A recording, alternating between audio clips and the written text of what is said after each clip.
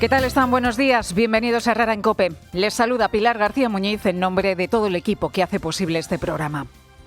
Aumentan los contagios, aumentan los ingresos en los hospitales y también aumentan las voces que alertan de que si no se toman medidas más contundentes podemos tener un nuevo colapso en los hospitales de nuestro país.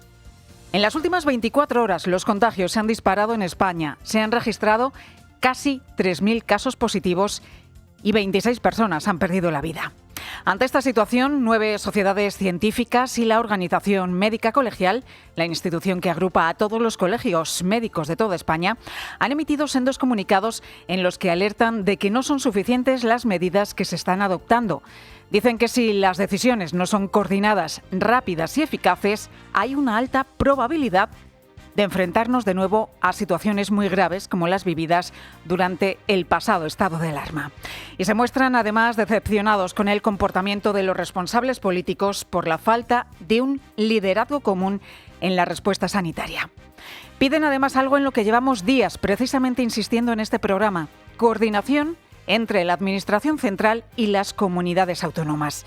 Iba a decir que nos jugamos mucho, pero realmente nos lo estamos jugando todo. Y en esto no puede haber diferencias, no puede haber discrepancias. Todas las comunidades deberían seguir un mismo protocolo. Se debería dar una respuesta conjunta porque el COVID no distingue territorios, contagia por igual en un sitio que en otro. En la última conferencia de presidentes, hace un par de semanas, el presidente de la Xunta de Galicia demandaba una toma de decisiones común, una petición que resumía así. Por tanto, una cosa es que España sea una nación descentralizada y otra cosa es que sea una nación descoordinada. Feijóo hablaba también de los problemas derivados de la gestión autonómica de la pandemia, esa falta de una base legal para que las comunidades puedan establecer confinamientos selectivos si son necesarios. Y es que las autonomías no pueden decretar ahora mismo por sí mismas el cierre, por ejemplo, de un edificio, de un barrio o de un municipio, ni obligar, por ejemplo, a las personas que han dado positivo o a sus contactos a cumplir la cuarentena en sus casas. Todas estas decisiones deben ser validadas por un juez, lo que por un lado no permite actuar de manera inmediata para frenar la pandemia y, por otro, crea de nuevo diferencias porque no todos los jueces avalan las mismas medidas ante situaciones similares. En Aragón, por ejemplo, un juez no permitió la fórmula del confinamiento en varios municipios de Huesca, solo dio el visto bueno a una fase 2 de la desescalada flexibilizada. Es decir, la medida no afectaba a la movilidad geográfica, que quedaba bajo la responsabilidad de cada uno de los vecinos, bajo la responsabilidad individual. Y mientras en Cataluña ocurría todo lo contrario. Otro magistrado sí aprobaba endurecer las restricciones de movilidad en 7 municipios de la comarca de la Sagria que quedaban confinados. Se pidió a los vecinos que salieran de casa lo imprescindible, pero se les prohibía terminantemente entrar o salir de estas localidades.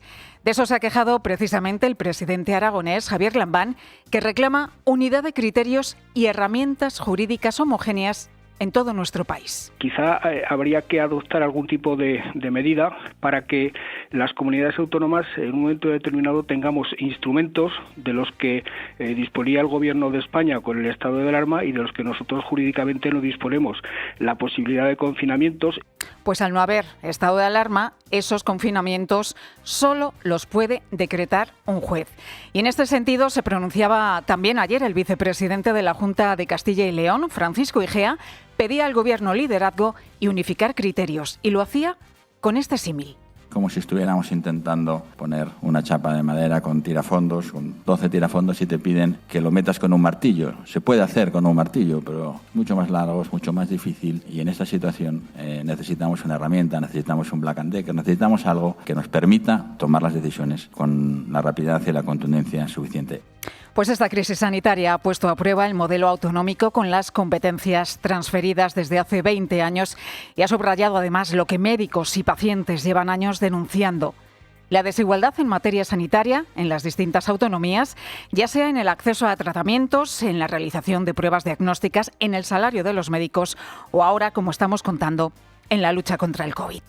Otro ejemplo más de la descoordinación lo vemos en la prohibición de fumar en la calle que ha decretado Galicia. Si esta medida es buena, si está demostrado que cuando un fumador exhala el humo puede soltar gotitas que contengan coronavirus, ¿por qué no la consensúan todas las comunidades autónomas y la ponen en marcha a la vez? ¿O por qué no establecen la prohibición de fumar en toda España desde el Gobierno central? Alguna vía jurídica habrá para ello, aunque las competencias estén transferidas. Pasó lo mismo con la obligatoriedad del uso de las mascarillas. La primera en decretar esta medida fue Cataluña, el pasado 9 de julio. Le siguió Baleares, Extremadura y Aragón, y se fueron sumando así poco a poco el resto de autonomías. La penúltima en hacerlo fue Madrid, y fíjense, ayer, más de un mes después de que entrara en vigor esta medida del uso de las mascarillas en Cataluña, pues ayer Canarias se sumaba también a esta obligación. El número de contagios se ha incrementado precisamente allí, se ha incrementado bastante en el archipiélago canario, sobre todo entre los jóvenes, lo que ha obligado al cierre del ocio nocturno. Además, Canarias se suma también a la prohibición de fumar en la calle, una medida que están valorando, que están estudiando otras 12 comunidades autónomas. Ahora mismo, 2 de cada 10 españoles fuma a diario. La media baja algo en Galicia, donde lo hace el 18% de su población. Allí, en el primer día de prohibición, hemos escuchado opiniones de todo tipo entre los ciudadanos y quejas entre los profesionales de la hostelería que creen que esta medida les va a perjudicar. Y para nosotros es un fastidio económicamente y vamos a tener que hacerle guardias entre las mascarillas y el fumar, que se levanta la gente con el petillo, le tiene que decir que no puede una cosa y otra, y vamos a tener problemas que nosotros estamos a los nuestros, no tenemos que estar de guardianes. Pues las comunidades autónomas toman medidas cada vez más drásticas, más contundentes, porque el número de contagios está creciendo de manera alarmante. 2.935 contagios en las últimas 24 horas, la cifra más alta desde finales del pasado mes de abril. Hay además 26 fallecidos. Los casos positivos casi se han duplicado de un día para otro. Pese a ello, la cifra no asusta a Fernando Simón, que habla de crecimiento suave y lo justifica porque se están haciendo más pruebas. Pero sí que es cierto que es una subida suave que me permite la implementación de medidas de control de una forma mucho más seria y mucho más controlada. Es cierto que se están haciendo más pruebas, más PCR, y eso pues aumenta lógicamente el número de casos positivos. Por eso ahora mismo uno de los indicadores que mejor nos permite conocer la gravedad de la situación es el de los ingresos hospitalarios. En la última semana se han registrado 953. Actualmente hay casi 3.600 personas ingresadas en todo nuestro país, 383 en UCIs. Antes les decía que las sociedades médicas alertaban en un comunicado de una alta posibilidad de colapsar el sistema, un escenario que Fernando Simón, sin embargo, no comparte. El coronavirus ahora mismo no está a nivel nacional en riesgo de colapsar absolutamente el sistema de ninguna manera. Sí que es cierto que en algunos puntos concretos, en algunas comunidades, ha habido una presión superior en algunos momentos concretos. Madrid, Cataluña y Aragón son las 3 comunidades donde hay ahora mismo más pacientes ingresados por coronavirus.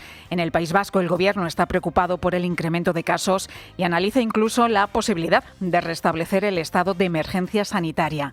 La ciudad de Valencia limita el ocio nocturno, prohíbe los botellones y suspende las visitas a las residencias.